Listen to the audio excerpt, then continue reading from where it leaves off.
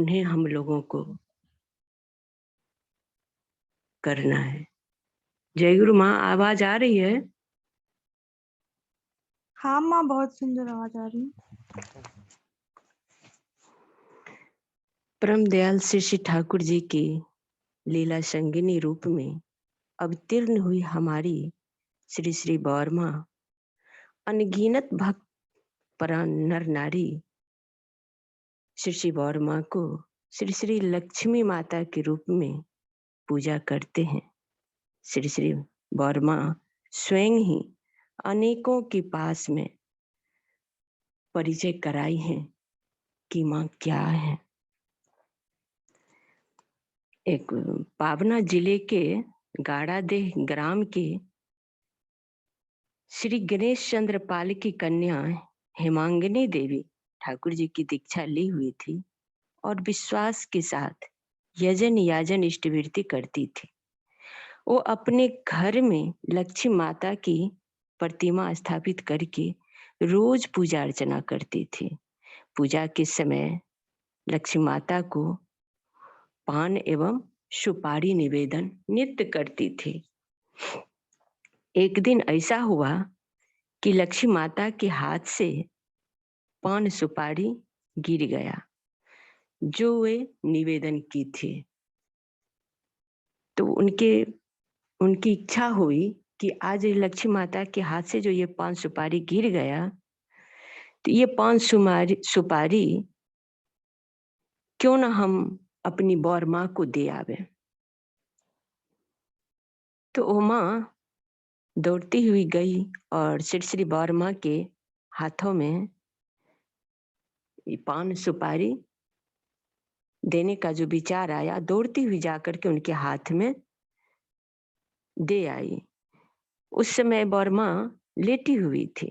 मांगनी माँ ने श्री श्री बौरमा के हाथों पर सुमारी देकर जैसे ही लौटी कि हमारी बौरमा ने बोली, ए सुनो, लेकिन मैं तो सुधीर दा की दुकान का मिठाई खाती हूँ। ओ माँ, हिमांगिनी माँ बहुत ही लज्जित हो गई ये सुनकर कि माँ पान सुपारी नहीं, सुधीर दा के दुकान की मिठाई खाती है। माँ लज्जित हो गई और फिर दौड़ती हुई गई और उनके दुकान से मिठाई ला करके फिर माँ को निवेदन की। श्री श्री बौरमा से जिज्ञासा की। जब बौरमा मिठाई ले ली तो उनसे जिज्ञासा की, इच्छा की कि माँ, मैं जो पूजा करती हूँ लक्ष्मी माता का, तो उनकी जगह मैं आपकी छवि को रखूं और आपकी पूजा करूं। मेरी ये इच्छा है, आप क्या कहती हैं माँ? तो हमारी बौर माँ बोली कि तुम्हारी अगर यह इच्छा है तो तुम कर सकती हो। तो इसका मतलब हो गया कि हमारी लक्ष्मी माँ जो माँ पूजा करती थी लक्ष्मी माँ की, वो हमारी बौर माँ ही है, उस रूप में, लक्ष्मी माँ के रूप में। और इस कलयुग में हमारी बौर माँ बन के आई है। तो उनकी पूजा करने से ही हमारे साथ सार्थकता है और माँ ने इसकी इजाजत दे दी। अगर तुम्हारी यही इच्छा है तो तुम ऐसा कर सकती हो। श्री श्री बौरमा सभी के पास अपने आप को इतना स्पष्ट रूप से प्रकाशित नहीं करती थी। सौभाग्यवश इस माँ को वे दया परवश होकर के बोली, हमारी श्री श्री बौरमा ही लक्ष्मी माँ है, लक्ष्मी माँ है, जो सब रूपों में वही है। तो हम लोग बौर माँ को ही सब रूप में रखकर पूजा कर सकते हैं, उनकी आराधना कर सकते हैं। कहते हैं कि दुर्गा जी का 10 हाथ है, तो दुर्गा जी का हाथ दिखाने का 10 हाथ नहीं है, उस उतना 10 हाथ का वो माँ काम करती है। एक घर में 10 परिवार होता है, हर कोई माँ से जिज्ञासा करता है कि मुझे ये चाहिए, मुझे ये चाहिए, इस टाइम ये होना चाहिए, इस टाइम। माँ सबका ख्याल करती है। हाथ तो 2 है लेकिन आदमी 10 है। 10 आदमी का माँ काम करती है, इसलिए वो दुर्गा कहलाती है। हर रूप में, हर घर में माँ लक्ष्मी, माँ दुर्गा सभी हैं, सभी माँ है। माँ, हम लोग ठाकुर जी को लेकर के चलेंगे तो सभी माँ अपनी रूप को देख पाएंगे और वैसा कर पाएंगे हर घर में। अभी हमारे जितने भी परिवार में जितनी भी समस्या आती है तो सब में दुखी कौन होता है? सबसे ज्यादा माँ दुखी होती है। माँ चाहती है कि इस समस्या का समाधान किस तरह हो, कैसे करें, चिंतित भी होती है, सोचती भी है। तो इसी समस्या को दूर करने के लिए हमारे ठाकुर जी ने इस धराधाम पर आए हैं और समस्या का समाधान देते हुए एक उदाहरण हमारी बौर माँ ने की। तो मालिक का हम यजन याजन इष्टवृत्ति नाम ध्यान प्रार्थना करते हुए हम अपने परिवार को सुंदर बना सकते हैं। और माँ ही वो शक्ति है कि सब परिवार को एक साथ बैठ के प्रार्थना करा सकती हैं। अगर माँ एक काम छोड़ करके प्रेयर के टाइम में बैठेगी तो उनको देख करके ही उनके बाल बच्चे सभी बैठेंगे। रिक्वेस्ट करने से पति भी बैठेंगे और ये प्रार्थना करने से ही आत्मा में शांति आएगी। नाम ध्यान करने से वो ताकत, वो बल आएगा जो कि हम अपनी समस्या का समाधान कर सकते हैं। और ठाकुर जी बोले हैं कि जब ही घर में कुछ अभाव आवे तो इष्टवृत्ति बढ़ा देना चाहिए। यानी ठाकुर जी को देने की प्रवृत्ति ही, ठाकुर जी कितनों से, कितने भी दादा माँ से सबों को का कल्याण किए हैं, कुछ मांग करके, कुछ ले करके। तो देने की प्रवृत्ति हम माँ लोग को बच्चे से ही सिखाना चाहिए। बच्चे लोग में वो आदत डालेंगे, कुछ सिक्का दे करके छोटे से ही कि जाओ ठाकुर जी को प्रणामी दे दो, तो वो आदत लग जाएगा देने का। देने से ही हमारा उन्नति होगा। और अभी जो हमारे दादा श्री दादा जो 3.5 करोड़ दीक्षा की बात कहे थे, हम सब आदमी दादा से बहुत प्रेम करते थे, करते हैं, करते रहेंगे। हमें उनसे प्रेम करना ही है, उनकी इच्छा का पूर्ण करना। तो हम हर एक अपने रिलेशन में ही ना दूर जाएं, अपने परिवार में ही देखें कि कौन कितना दीक्षा लिया है और क्या कर रहा है, कैसे चल रहा है, कौन इष्टवृत्ति कर रहा है, किसका छूटा हुआ है। अभी जो आचार्य देव भी बोले हैं, हमारे वर्तमान आचार्य देव जो हैं, कि हर एक उपयोजना केंद्र को सक्रिय करना है, वहां पे सबका इष्टवृत्ति जमा करना है। किसका हुआ है, किसका नहीं हुआ, ये भी देखना है। तो हमें हर एक गुरु भाई, गुरु माँ जो भी हैं, दीक्षित हैं, सभी कर्मी हैं, सभी एक दूसरे का देखेंगे किसका जमा हो रहा है, किसका नहीं हो रहा है, सबको उद्बुद्ध करेंगे।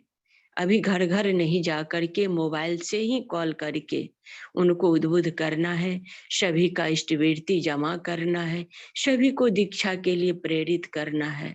हम लोगों का आचार्य देव की बात को, उनके निर्देश को मानना ही हम लोगों के लिए आशीर्वाद होगा। तो ऐसा करके हम लोग चलेंगे। तो अभी आसन पर छवि लगाने की भी बात हुआ है कि श्री दादा का छवि को श्रद्धा पूर्वक कहीं दीवार में टांग करके रखें और आचार्य देव का वर्तमान आचार्य देव जो हमारे हैं उनकी छवि को लगावे। तो उस तरह से हम लोग लगा करके चलेंगे और नाम ध्यान प्रार्थना इष्टवृत्ति स्वस्तैनी सदाचार का पालन करेंगे। हम लोग खुद करेंगे तो खुद एक याजन हो जाएगा हम लोगों का कि हमको देख करके ही मेरा परिवेश चलेगा और वो भी बचेगा बढ़ेगा। हमारा धर्म ही है बचना बढ़ना, खुद भी बचेंगे और सबको बचाएंगे, आगे बढ़ाएंगे मालिक के राह पर। मालिक हमारा मंगल करता है, हमारे मंगल के लिए ही आए हैं। तो इस तरह से हम लोग चलेंगे। एक घटना मैं बता रही हूँ कि जब नरेश दा को सब आदमी जान रहे हैं, नरेश दा के पिताजी जो थे वो ठाकुर जी को देखे हुए थे। तो नरेश दा के पिताजी चर्चा करते थे नरेश दा के सामने। नरेश दा ही बोल रहे थे, हमारे सरदी नरेश दा बोल रहे थे कि मेरे पिताजी हम लोगों को बता रहे थे कि जब ठाकुर जी रात में सोते थे तो उनको नींद नहीं आती थी। तो उनको ना दो ही आदमी, एक प्यारी दा एक केष्टो दा, दोनों आदमी मिल करके उनके पेट को हिलाया करते थे खूब रात में। यानी एक लय से सुंदर रूप से, यानी कि उनको हिलाया करते थे। और उसके बाद तब जाकर के थोड़ा झपकी आता था। उनका बेड बड़ा सा होना चाहिए, उनका सुंदर सा मुलायम बिछावन था। तो इस चीज का बता रहे थे कि एक मैं विष्णु पुराण में या कोई ग्रंथ में पढ़े थे कि विष्णु जी जो हैं हमारे, वो शेष नाग का आसन है। इससे मुलायम और क्या आसन हो सकता है? उनका बड़ा सा उस समुद्र में वो शेष नाग का आसन, और वो धीमी थोड़ा तेज रोशनी में, और वो सांप जब सांस लेते थे तो वो बेड हिलता था। उसका मतलब जो विष्णु भगवान का शरीर हिलता था। तो इस कारण से देखा जाए तो हमारे ठाकुर जी तो विष्णु अवतार ही हैं। जब उस जन्म में वो शेष नाग पर रहते थे तो हिलने की आदत थी, तो उनको आराम मिलता था, उनको नींद आती थी। तो उसी तरह हमारे ठाकुर जी को भी कुछ हिलाने का शो, उस लय में हिलने से, थोड़ा हिलाने से उनको नींद आते थे। तो हमारे ठाकुर जी विष्णु अवतार ही हैं। और इस रूप में भी वो थोड़ा सा कुछ कभी ऐसा भक्त के सामने रख देते थे, खुल करके तो बताते नहीं, तो ऐसा रख देते थे कि हम लोग कुछ समझ पाए। तो इस तरह से चलते थे, करते थे। एक अभी जो हमारे अविंदा हैं, सभी लीला एक कर रहे हैं। ठाकुर जी का ये 5वां पीढ़ी। एक माँ को बता रहे थे कि एक माँ ने निवेदन की कि उनके बच्चेदानी में ट्यूमर हो गया है। तो दादा बोले, हमारे अविंदा बोले, उनको कुछ दवाई दिए कि माँ ये दवाई खाने से ठीक हो जाएगा। तो माँ श्री श्री दादा के पास बैठी हुई थी। उस समय अविंदा भी आए, डॉक्टर स्वरूप दा भी बैठे हुए थे। तो अविंदा बोले कि दादा से मैंने इस माँ को ये दवाई दिया था, इनको ट्यूमर है। तो श्री श्री दादा ने डॉक्टर स्वरूप दा को दिखाए कि ये दवाई इस माँ को हमने दिया। तो डॉक्टर स्वरूप दा बोले क्या, जो कि ये दवाई तो डिप्रेशन का है और माँ को एक ट्यूमर है, तो ये तो मेच नहीं खा रहा है, ये कैसे हो गया? तो माँ से पूछा गया कि माँ आप टेंशन, आप डिप्रेशन में रहती हैं क्या? तो बोली माँ नहीं, मुझे तो डिप्रेशन नहीं है, मैं तो ठीक हूँ। तो बोले आप अविंदा को बताई थी कि जो कि आप को डिप्रेशन है या आपके घर में कोई वैसा दिक्कत है? तो बोली कि नहीं, मैं तो कुछ नहीं बताई थी, मैं तो सिर्फ मुझे तो सिर्फ ट्यूमर ही है, मुझे कुछ नहीं है। तो उस पर दबाव डाला गया कि आप बताइए कि आपके पति के साथ कैसा संबंध है? तो वो माँ बोली कि मेरा तो ठीक है, लेकिन फिर भी उनको दबाव डाला गया, फिर प्रेस किया गया।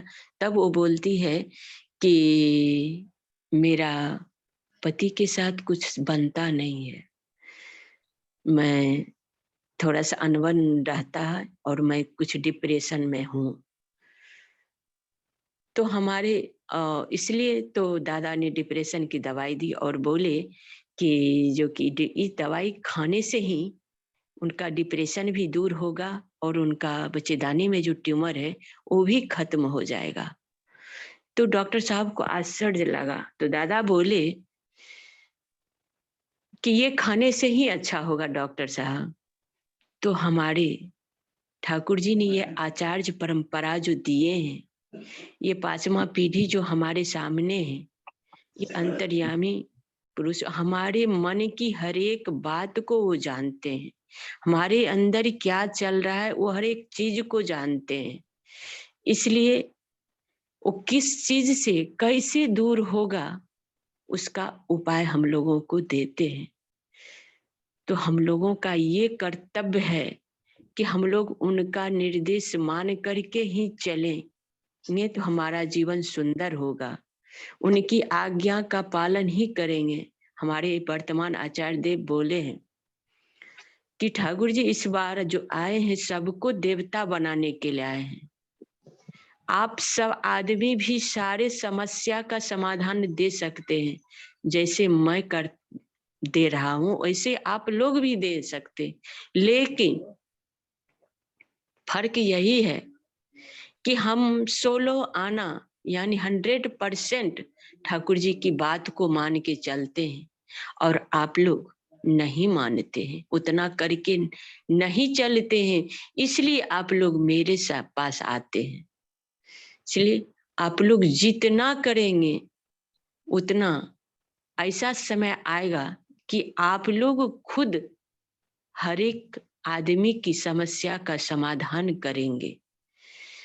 तो हम लोगों को उतना करना ही होगा। तो हम लोग जो इष्टवृत्ति भी करते हैं सो 1 रुपया से करते हैं। तो हम लोग जितना करेंगे उतना ही पाएंगे। एक दादा बोल रहे थे कि जब मैं 1 रुपया से इष्टवृत्ति करता था तो मैं 20,000 के कर्ज में था और आज मैं 50 रुपया से इष्टवृत्ति कर रहा हूं तो आज मुझे 25 लाख रुपया मेरे अकाउंट में है। तो आज तो 1 रुपया कोई मांगने वाला भी आता है तो अगर हम उसको दूं तो वो नहीं लेता है। और ना आजकल 1 रुपया से कुछ होता है, एक चाय भी 8-10 रुपया में होता है। तो एक मांगने वाला से भी नीचे हम अपने गुरु को रखते हैं कि हम गुरु को 1 कप चाय के बराबर भी नहीं दे सकते हैं। तो मालिक से हम क्या उम्मीद लगा के रखते हैं? जितना हम देंगे उतना ही पाएंगे। हम अपने जीवन में 100 रुपया 50 रुपया कम से कम भर दिन में खर्च करते हैं, लेकिन मालिक को देने में हम लोग कतराते हैं, उनको दे नहीं पाते। वो 1 रुपया भी हम सही तरीके से सही 30वें दिन जमा नहीं कर पाते हैं। ऐसा नहीं होना चाहिए। हम मालिक को दें, सब चीज तो मालिक का ही दिया हुआ है। उनको हम अपनी इष्टवृत्ति अपनी क्षमता के अनुसार दें, जितना क्षमता हो उतना ही दें। हम ये सुन करके जब वो दादा बोल रहे थे कि मैं आज 4 परिवार हूँ, आज मैं 200 रुपये इष्टवृत्ति पर डे निकालता हूँ, सच बता रही हूँ, मुझे बहुत ही फील हुआ और मैं 1 जनवरी से मैं अपना इष्टवृत्ति बढ़ा चुकी हूँ अपनी क्षमता के अनुसार। और हर माँ को, हर घर में, हर दादा को बढ़ाना चाहिए इष्टवृत्ति, ठाकुर जी को देना ही हमें, हम लोगों को आने की प्राप्ति होती है। जब तक देंगे नहीं, हम लोग पाएंगे कहाँ से? इसी देने की से ही तो हमारा ग्रह का खंडन होता है। माँ, थोड़ा मेरा टाइम हो जाएगा तो माँ बता देंगे। एक दादा ठाकुर जी के पास जाते थे तो ठाकुर जी उससे मांग बैठते थे कुछ न कुछ। तो दादा बोले कि तू मुझे एक चाकू देगा? वो दादा ने बोला, जी ठाकुर जी, मैं चाकू दूंगा। उसने चाकू दिया। फिर ठाकुर जी बोले, फिर दूसरा बार गया, 15 दिन में वो दादा जाते थे प्रणाम करने, ठाकुर जी का दर्शन करने। तो ठाकुर जी फिर मांग दिए। फिर बोले, तो क्या एक मुझे काटने वाला हसुआ तू देगा? तो बोला, जी ठाकुर जी, मैं दूंगा। फिर वो भी दिए। फिर तीसरा बार गए, बोले, तुम लकड़ी काटने वाला कुल्हाड़ी मुझे दे सकता है? तो फिर बोले, जी ठाकुर जी, मैं दूंगा। फिर वो दिए। चौथा बार फिर गए, तब फिर ठाकुर जी बोले कि सुनो, तुम मुझे लोहे का एक संदूक दे सकता है? तो बोला, जी ठाकुर जी, थोड़ा देर से दूंगा मैं।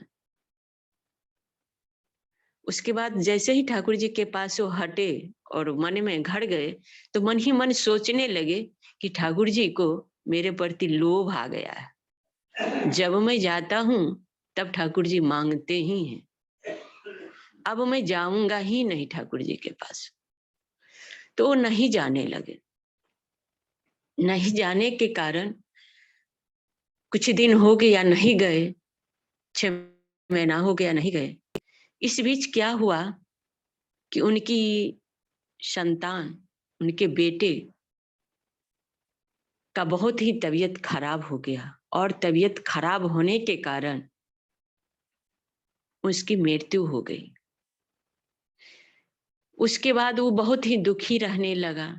बहुत दिन हो गया, सालों 2 साल हो गया, वो नहीं गए।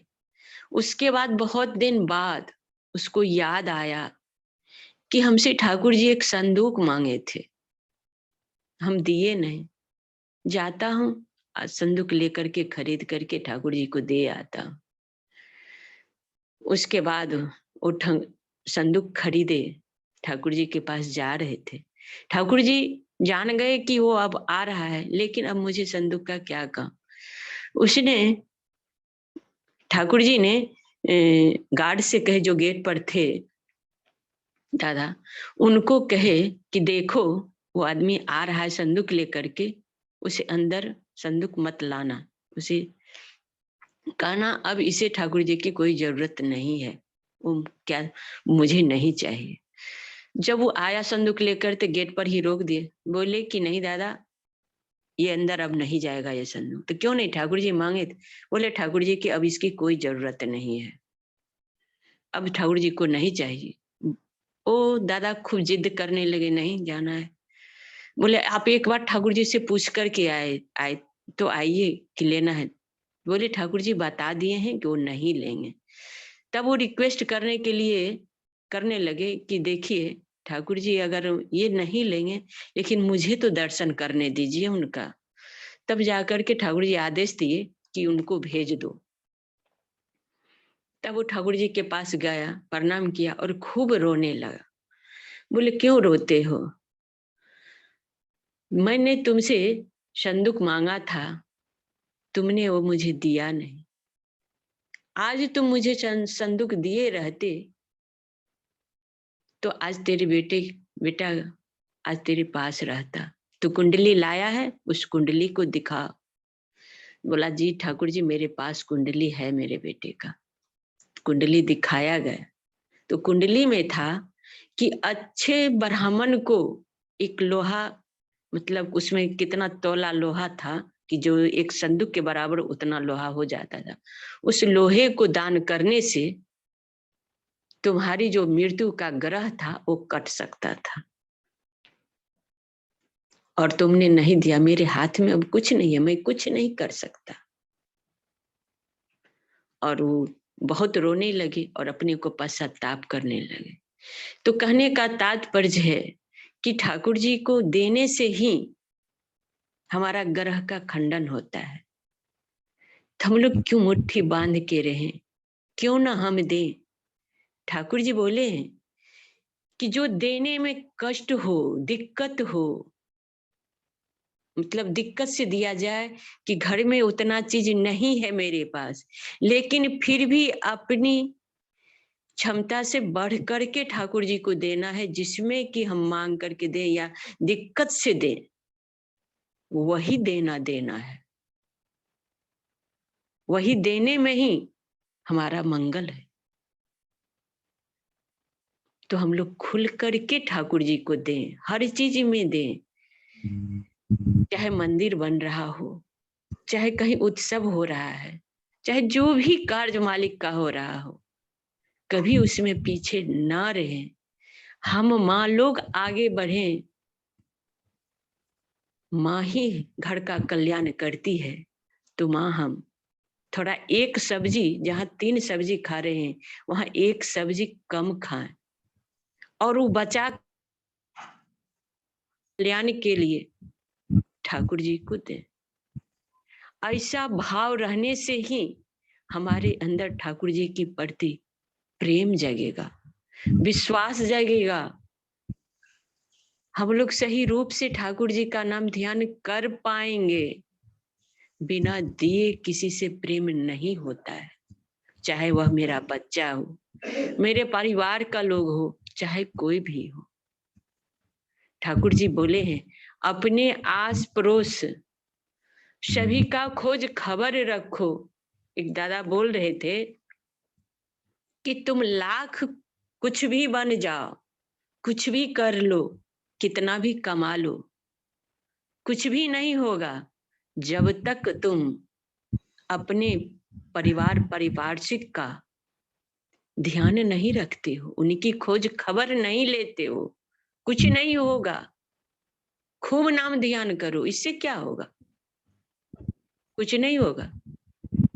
तो बोले कि मेरे पास टाइम नहीं है ठाकुर जी, तो मैं कैसे जाऊं परिवेश में सबकी खोज खबर लेने, किस तरह जाऊं मैं, आप रास्ता बताएं। तो ठाकुर जी बोले 1 घंटा कम सो, और 1 घंटा कम सो करके पहले सवेरे उठो, ड्यूटी जाने से पहले कुछ फल लेकर के, कुछ भी लेकर के तुम अपने परिवार परिवेश में जाओ, पड़ोसी लोगों की खोज खबर लो, किसको क्या चीज की जरूरत है, चाहे वह वाक की जरूरत हो, संवेदना की जरूरत हो, अर्थ की जरूरत हो, सहारे की जरूरत हो, जिस चीज की जरूरत हो, तुम्हारे पास जो चीज है उससे उसकी सहायता करो।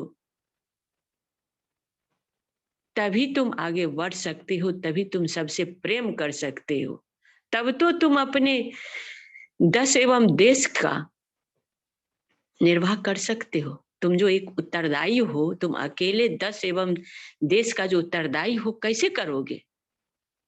किस तरह से करोगे? तुम अपने पड़ोस को नहीं देख पा रहे हो तो तुम देश को क्या चलाओगे? इसलिए जैसा ठाकुर जी कहे हैं वैसा हम लोगों को बनना होगा। हम जागृत हुए हैं तो हम औरों माँ को, 10 माँ को जागृत करेंगे, और वो 10 माँ कितना माँ को जागृत कर देगी। माँ के जगने से ही हमारा परिवार सुंदर होगा, वरना नहीं होगा। ठाकुर जी क्या बोले थे बौर माँ को? बोले थे कि आज बौर माँ आप नहीं रहती तो आज हम ये सब नहीं कर पाते। एक अपने पति की पत्नी जो होती है एक शक्ति होती है, आगे बढ़ाने में, समाज में प्रतिष्ठा देने में पत्नी का ही हाथ होता है। तो सुंदर रूप से वो शक्तिशाली, वो जगाना, वो ठाकुर जी के प्रति वो भाव, सबको लेकर के माँ ही चलती है। माँ ही अपने पति को भी आगे बढ़ाती है, ठाकुर जी के प्रति विश्वास भी कराती है। दादा लोग तो उतना पूजा पाठ कर भी नहीं सकते हैं, माँ ही करती है। तो इस तरह से चलने से ही चलार साथी में एक वाणी था कि माता पिता का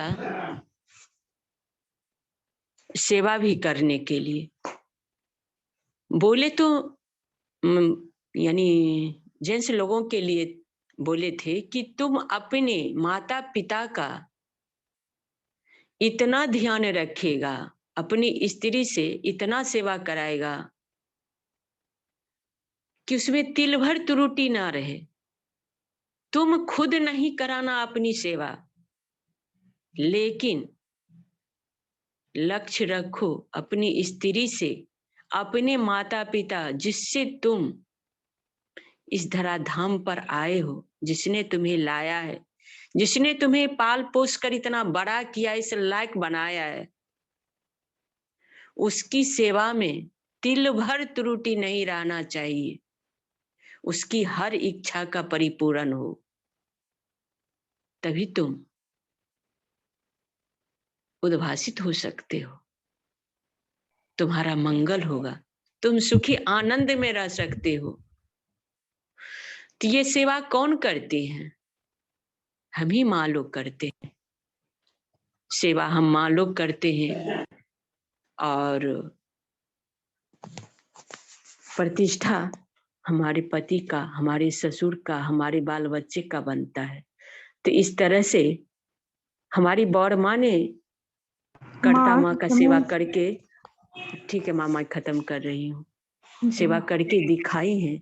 उस तरह से सुंदर रूप से हम लोग एक घर को एक मंदिर बना करके, हमारी ठाकुर जी बौर माँ जैसा दिखा करके गए हैं उस तरह से हम लोग बनावे। हम लोग ठाकुर जी का संतान है, ठाकुर परिवार का आदमी है। हम लोगों को देख करके ही सारे आस पड़ोस सभी लोग सुंदर हो सकते हैं। इस तरह से हम लोग चले तो हम लोगों का जीवन सुंदर होगा। मैं सभी माँ के लिए मंगल कामना करती हूँ। सभी माँ का, दादा का ठाकुर जी मंगल करे। हमसे जो त्रुटियां हुई होगी हमें क्षमा करेंगे। मैं अपनी वाणी को विराम देती हूँ। जय गुरु माँ।